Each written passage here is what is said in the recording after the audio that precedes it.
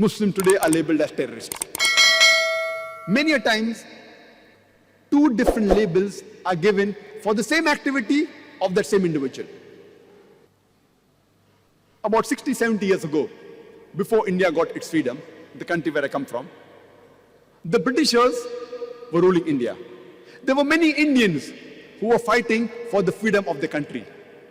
These people, by the British government, they were called as terrorists. But the common Indians, we call them as freedom fighters, as patriots. Same people, same activity, but two different labels. If you agree with the view of the British government that they had a right to rule over India, then you have to call these people as terrorists. But if you agree with the view of the common Indians that the Britishers came to India to do business, they have no right to rule over us, then you'll have to call these people as patriots, as freedom fighters. Same people, same activity, but two different labels. And such examples, you can give multiple such examples in world history. A Dai should know if there are many examples, which example should he use where, so that he understands. Because Quran says in Surah Al-Imran chapter 3 verse 64, "Ta'alaw ila kalmatin sawa'in bainana bainakum." Come to common terms as us and you.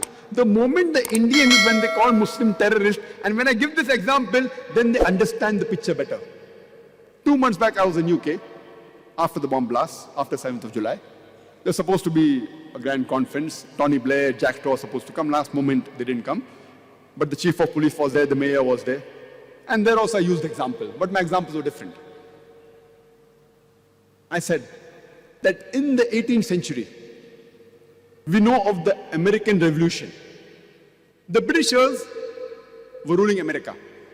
There were many Americans who were fighting for the freedom. In 1776, they got the freedom.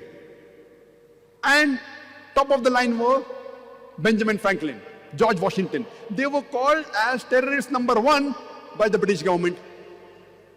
The person who was terrorist number 1, George Washington, later on, he becomes the president of USA.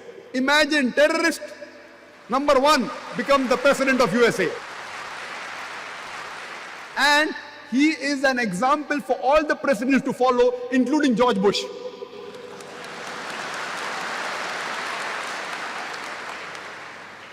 This is media.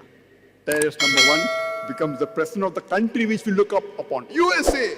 USA's name comes most advanced country in the world. Who was the person who was the first president? A terrorist.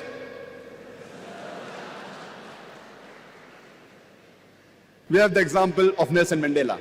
Before New South Africa was formed, South Africa was relieved from the white apartheid government. Nelson Mandela, by the white apartheid government, he was imprisoned for 25 years in Robben Islands. He was called as terrorist number 1. Later on, when South Africa gets its freedom from the white apartheid government, he is made the president of New South Africa. And later on, he gets the Nobel Prize for Peace.